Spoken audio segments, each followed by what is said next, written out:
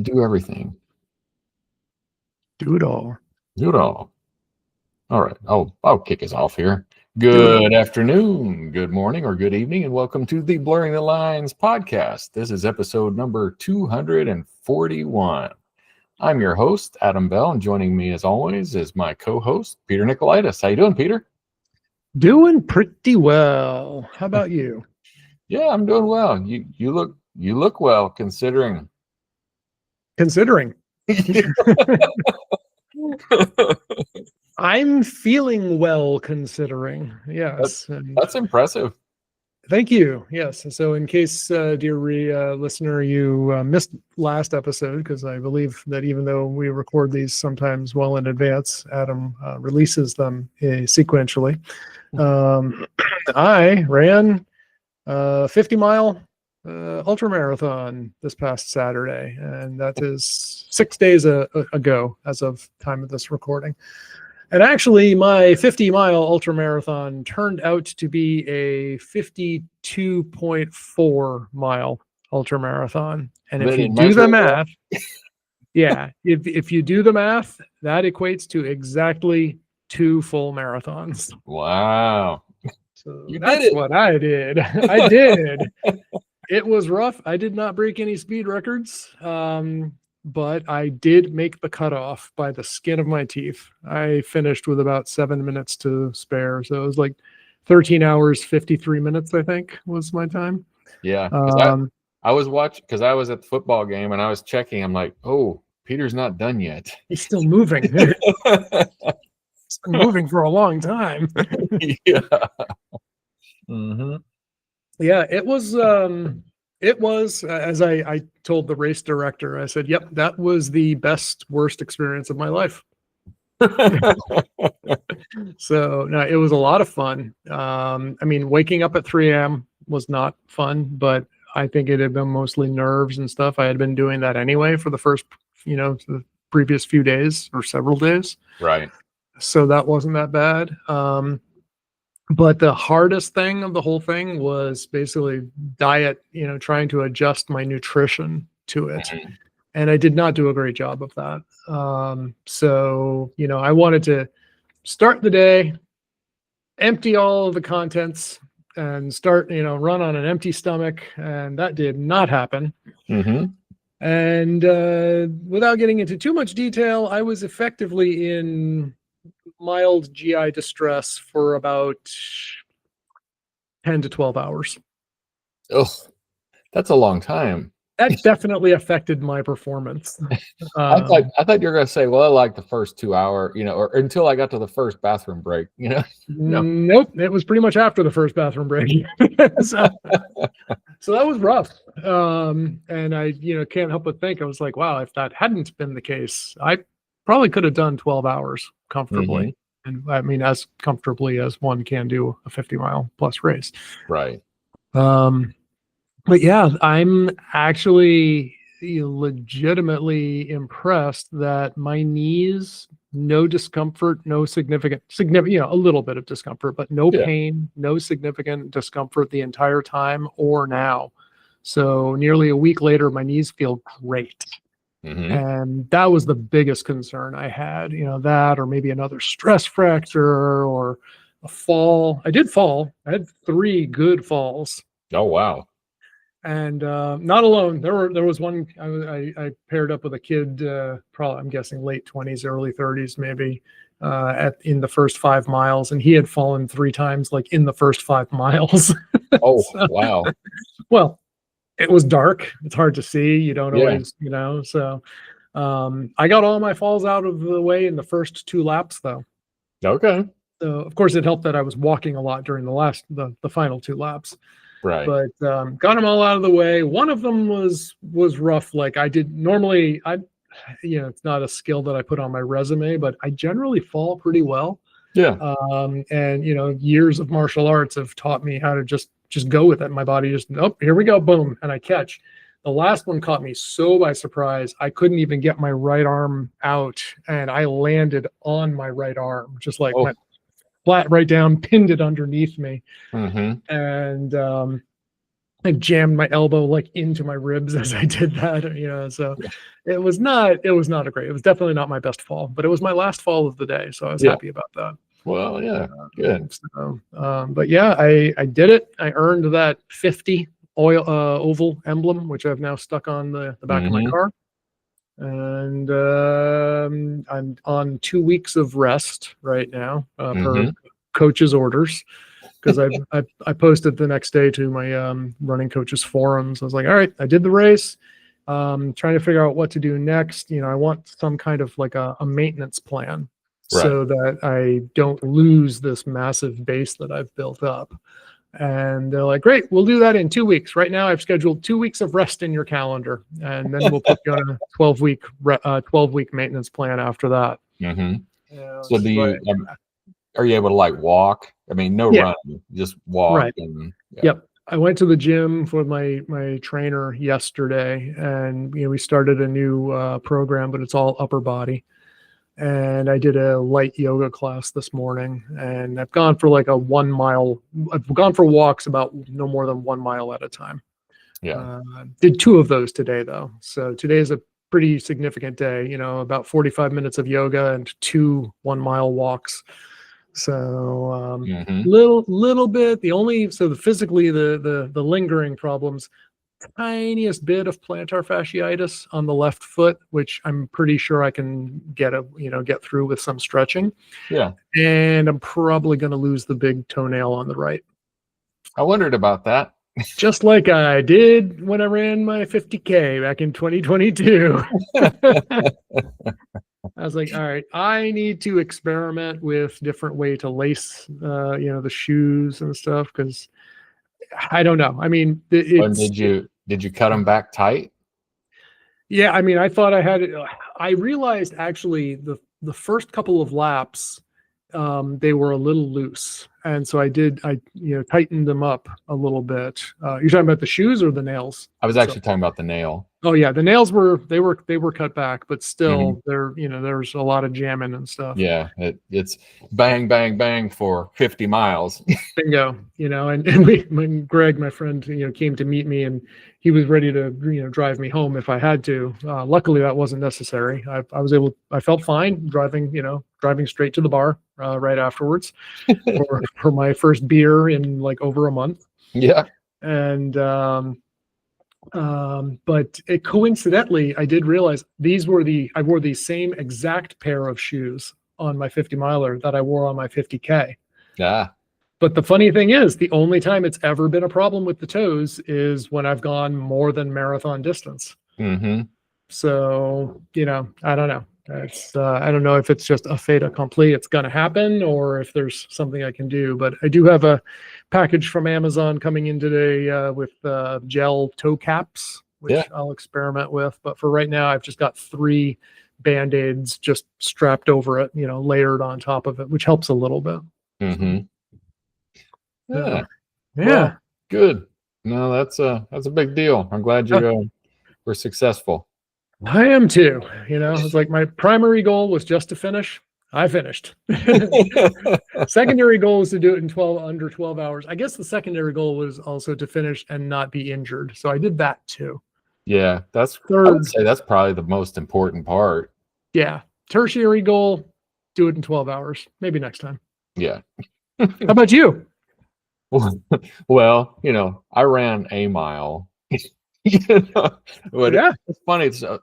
So this week, for me, I lose cardio ability so fast. Like cardio shape, like where you have a good breath and you take off running and you're like, oh, I'm good. It's like I can keep doing this. But I was at the gym on Tuesday and we had to do a bunch of rowing.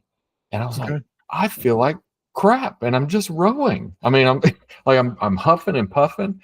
So, I knew I was going to the farm. So yesterday I decided I'm going to get up and I'm going to run 1 mile. But what I'm going to do is I'm going to do the length of my path on my farm is a 1/4 mile down and back. Yep. And so I was like, I'm going to do a 1/4 mile. I'm going to do 20 push-ups and 20 air squats. And I'm going to do that 4 times. Okay. because my cardio is suffering because I really haven't run that much lately, and I did that, and I wasn't halfway through the first length of it. I'm like, I can't run 4 of these. Now, are you like really going all out, or No, what kind of pace were you trying to maintain? just a leisurely pace. And Mm, I was like, this is terrible. So I was like, I convinced myself, I'm gonna do at least 2.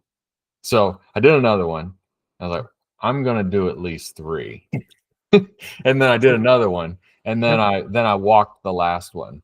yep, But I was like, you know what? I'm going to get up tomorrow and I'm going to do it again. And yep, today I did 4.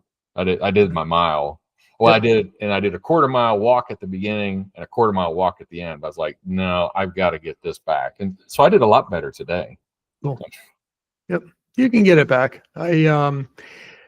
I really have come to appreciate, though, that to build your aerobic capacity, you really have to do it by running slowly. Yeah. So you spend a lot of time. It's a classic 80-20 rule. Like 80% of your running should be zone 1 or zone 2.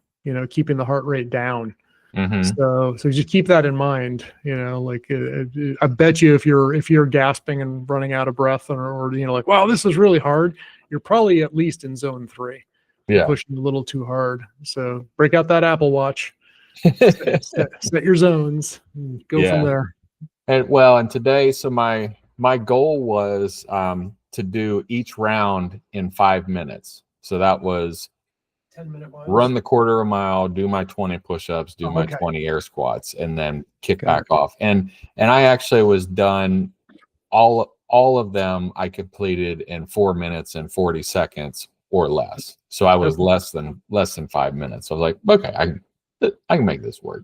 Yep. So Now, did you track it on the Apple Watch, or did you? I did. And what was your running speed?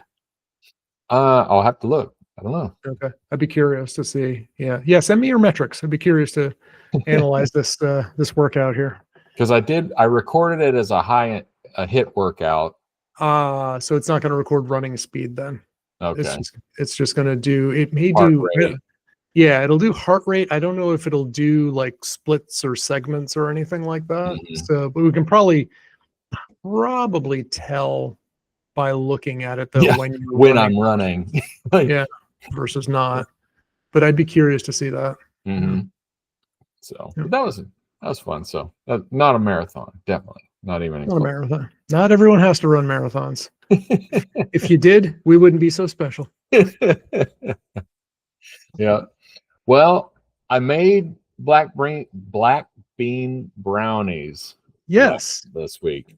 So I didn't use the recipe that you had.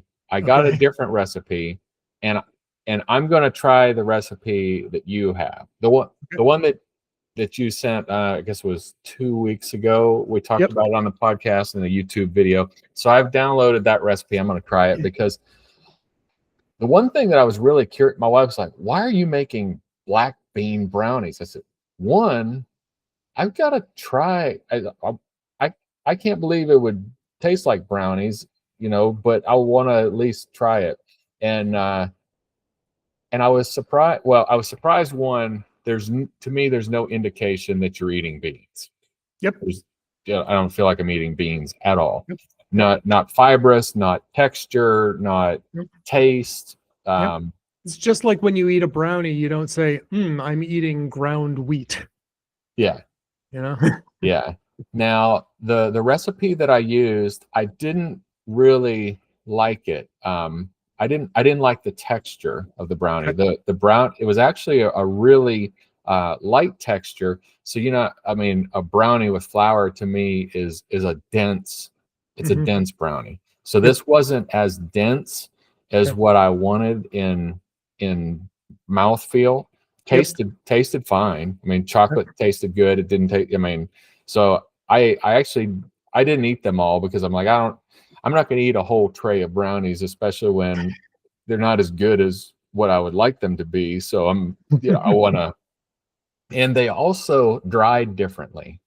Okay. So regular brownies, I'm used to, I cook them, I let them cool, to the point where I'll eat one and then I'll let it cool and then I'll cover it with aluminum foil. And when I covered these with aluminum foil, they really sweat, meaning the surface had, it looked wet. It wasn't wet, but it was kind of wetter on top. And I was like, okay, shiny. It was shiny. And so I tossed those, but I'm gonna try the one that you sent because it's got a lot of different content in it than mine. So the other things that are in it that are the flax egg, almond butter, but didn't use any almond butter. There's some almond flour. There was no flour in the recipe that I used. Okay. Maple syrup. There's no baking powder and no baking soda. So Okay.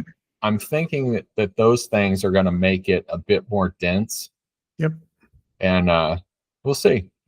Okay. Well, I will share with you the recipe, and so you can see what how I did it.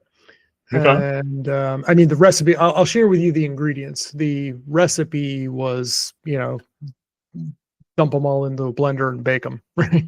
Yeah. But if you look at that YouTube video that I shared with you, the only thing is I changed some of the ingredients. Okay. So, but I'll share that with you so you can see what I did differently. It's essentially, I didn't use almond butter. I used just the peanut butter powder. So, so that's pretty much, I just sent it there. It's in the show notes now anyway. So, cool. So do that. The only thing I don't have a note of, excuse me, is exactly how much water I used. And that's the trick. That's going to, obviously control the density, because I put the peanut butter powder in, but then I put in some water to turn that into peanut butter. Right. But if you put a little extra, you might come out with lighter, fluffy cake style brownies. And if you use the proper amount, you'll come out with denser, thick fudge brownies. Okay. So just be aware of the water amount. That's, I don't know. I don't know exactly what it is. So you'll have to play with that a little bit. Okay. All right. Well, and then the next thing that I've got here is, so my computer that I'm on right now down at the farm is a Dell Optiplex Micro with Windows 10. It's not capable of being upgraded to Windows 11 because of the processor. And so I have a replacement NUC here that I'm going to replace it with after we are done for the day. I'm going to replace it. And I was looking, and I've got a standing desk. So cable management is really important at a standing desk. Otherwise, it doesn't go up and down, or it looks like crap behind there. Like you get down and there's a curtain of wires. So cable management, for me being somebody who's so picky about things, cable management is hard for me to do. I don't know why. I mean, it's like, I just want it to be done. I don't want to do it. I don't want the child. I don't want the labor pains. Just give me the baby. I want I just want it to look nice. And but so I don't always take the time to make it look nice. And so I was prepared to go around there to the back of the desk and like figure out how I was going to undo what I did and then make it look nice. And I actually took the time whenever I did this 2 years ago to make it look nice. I was like, who did this? I'm like, it had to be me, because I don't have, cable fairies. Well, I believe the expression is hard now, easy later. Yeah. Easy now, hard later. Yeah. So I guess I managed to take my time and do it right. So it looks nice now, but I'm gonna take it apart and put in a different system that the old system has DisplayPort and HDMI, and the new system has 2 HDMI. So I'll be able to remove an adapter, so because both my monitors they're just straight HDMI. Got it. So, but yeah, Well, good luck with that. thanks. I'm sure Yeah. it'll be fine. I have a standing desk at my place in Vermont, Mm-hmm. and I just have the cables just dropping off the back, to because the only cable is just power. That's all there is. But I have, definitely gotten to the point where I was raising it one time, and something got snagged and it dragged something off the back of it. So not great when that happens. Mm-hmm. Hang on a second here. What am I doing? Okay, there we go. My Apple Watch is buzzing at me for some reason. So, Telling you to stand up. yeah, exactly. Time to stand up now. I've been standing. I've been standing all day. Oh, all right. So next thing, you've got the AirPods Pro 3 round 2. Pro 3 round 2, exactly. Not second edition Pro 3, just Pro 3. Yeah. So how are they doing? They're doing great. They're doing better than the first pair that I bought, which was faulty. Okay. So I don't remember if we talked about that on this show, but We did. okay. So yeah, these guys are much better, and they're not going, the Bluetooth connection is not constantly getting all garbled and stuff. So I'm very happy about that. I had forgotten how, and this is not exaggerating, how phenomenal the noise reduction is on these things. It is leaps and bounds ahead of the Pro 2s for sure. Really? So yeah, so I kind of wanted to wait until Black Friday just to see if there was going to be like a sale on them. But I also want to have them for my flight to Mexico next week. So I decided, you know what? If Adam was here, he'd say, Peter, you can be cheap sometime. And I would say, Adam, you're right. So I just bought them. And yeah, we'll see. If maybe I'll have some buyer's remorse once Black Friday comes around, but I'll have had them for a couple weeks leading up to it. Yeah. I did also order a set of the Comply foam tips, which I really like on the Pro 2s, because these do not fit as well. They will, with the built-in tips that they have now, they do start to come out. I certainly cannot use them for running. I'll be adjusting them constantly. Yeah. So I'm hoping that the large Comply tips will fix that problem. And yeah, that's where I'm at right now. It's but man, the hear through and the again, the noise cancellation, it's just phenomenal. I have not yet bothered downloading languages again to try the built-in translation, which was not working for me. I don't know if they fixed that issue yet, but apparently that was a very common problem where the translation just does not translate. Yep. And even if I was going to download Spanish, it's continental Spanish, Yes. Castilian Spanish, Spanish. It's not Mexican Spanish. Not Latin Spanish. Yeah, not Mexican Spanish, not Argentine Spanish, not, it's none of those. So I'm like, all right, well, maybe Peter will just have to do it the old-fashioned way and remember what Spanish he remembers, and maybe Google Translate, on demand or something. So, well, and so this would, I actually had that as my secondary Nifty. You've got one, but since you already brought it up, and it's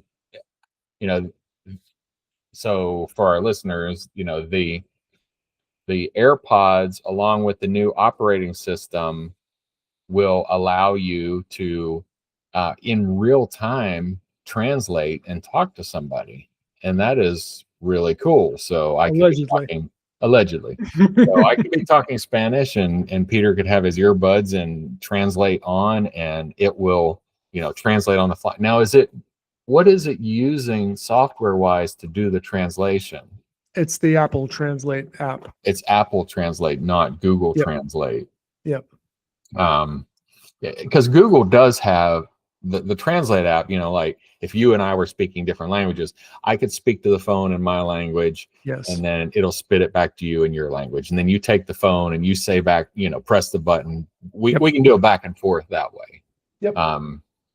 But being able to just converse, what would be really cool is if you could just, and I think that's what they're trying to get at, is you and I just are talking to each other and it's translating. That's what they promised, but we haven't actually got that yet. Yeah. From what I've seen. Mm-hmm.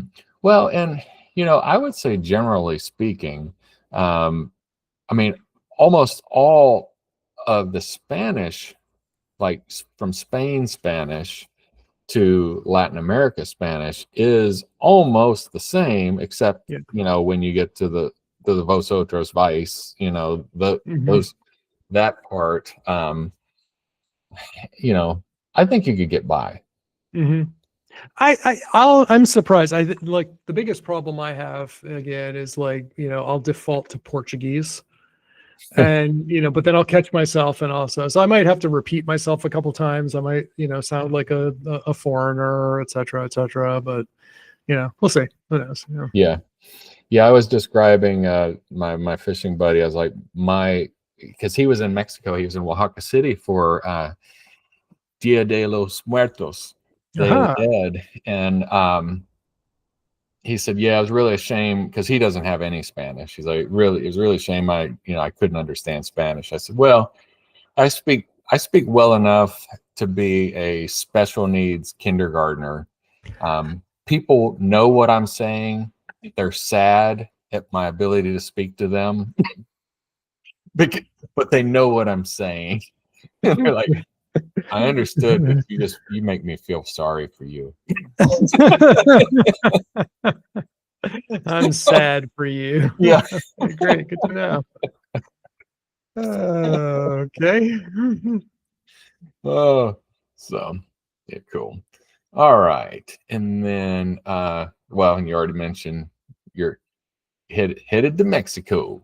I am. Yeah. So I mentioned this to you a bit, but last week I was checking out, just looking online at my favorite band, James. Their last concert in North America this year is in Mexico City. Mm-hmm. And I was like, that would be kind of funny if I could make it down there. And I was like, let me see something. And so I called my aunt, who's a flight attendant, and she designated me as one of her family standby folks. Mm-hmm. So I can qualify for standby tickets. So I was like, well, let me check that out. And I looked at a few flights. It looked like there's ample capacity. So I was like, okay, that's fine. I'll do it. And then I went to the venue, clicked on it, and of course it's Ticketmaster. Mm-hmm. And I was searching, trying to find out like what's the difference between the bog standard general admission versus plus versus comfort. Yeah. And the differences were like 5,000 pesos, 6,000 pesos, 14,000 pesos. I was like, I'm just going to buy the one in the middle. And eventually I was able to find out what I bought. Apparently I have like more exclusive bathrooms and access to like food and drink venues there. And it's pretty much what I got. I was like, yeah, that's probably worth it. So I got that. And then I looked around and I told my aunt, these are the dates I want to be traveling. And she's like, okay, I've got you on a flight for the day before. So I canceled the hotel that I was, because I couldn't just extend it. I couldn't modify it because I went through a third-party website to book it, but I could cancel it. So I was going to cancel it. And I was like, let me look around for Airbnbs. And as it happens, the concert venue is just over a mile from the airport. Mm-hmm. It's at the F1, the racetrack, the Formula One racetrack there. So I was like, okay, that's cool. I found an Airbnb that is like right off the airport. Okay. And so for $500 all in, I got a 3-bedroom, 2-bathroom Airbnb to myself for almost a week. Nice. And I was like, that'll do. Because I was like less than half the price of the hotels. Yeah. And I have to do a little more digging. The neighborhood seems decent, so I'm really, I don't want to sound naive, like, oh, I'm not expecting any trouble. Of course, that's when you get into trouble. Yeah. But it seems like a safe enough area and stuff like that. So Yeah. So Yeah. If somebody comes knocking at your door at 10 o'clock at night, you just don't answer. Yep. Yeah. Yeah. I mean, that's a given. Yeah. So and make sure that the number that I have for the police are the ones that I'm keeping on retainer, right? Yeah. Yeah. Well, you have prepaid them. Yes, exactly. Yep. Your subscription is up to date. your RMM subscription with the cops. Yes. Ooh. So I had this I have this Yeti mug that's been sitting on my warmer, and it smelled a little bit like burnt plastic. Looks like it had a sticky label on the bottom of it, which is not liking the heat. So I think I will remove it from heat for a while. Yeah. Oh man. So you had a well, I think it's Nifty, yes. a lingopie.com. I think it's Nifty too, or I wouldn't have put it on the list. Yeah. Lingopie.com. I heard about this last week on a podcast, YouTube podcast. I guess everyone's calling YouTube videos podcasts nowadays, if they're a series, So I took a look at it, and it's called Lingopie. I signed up for the unlimited year-long thing, and what it is shows, movies, music, songs, etc. in other languages. Okay, that's easy. Mm-hmm. But with clickable subtitles. Yeah. So when you see or hear a word you don't know, you can click on it, the video or whatever you're watching pauses, and it comes up with the definition. Mm-hmm. And then they quiz you a little bit. So very similar to a Duolingo or a Rosetta Stone, except you're doing it by immersing yourself in pop culture. Yeah. It's about the same price as a subscription to News in Slow German, which is a podcast I listen to, and it's just the free version. I was going to get the paid version, but for about the same price, now I have a more interactive thing that I can click on and look up the words right there immediately. I was like, that's a no-brainer.